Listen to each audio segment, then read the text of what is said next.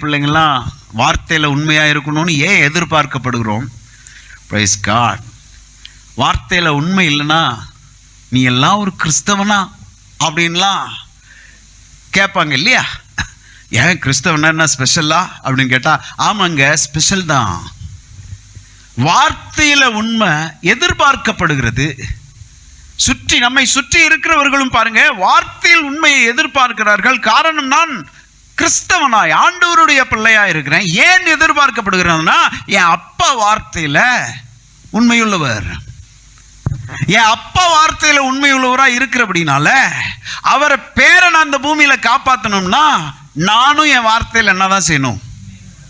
அதனாலதான் இயேசு சொல்றாரு, உள்ளதை உள்ளதென்றும் இல்லதை இல்லதென்றும் சொல்.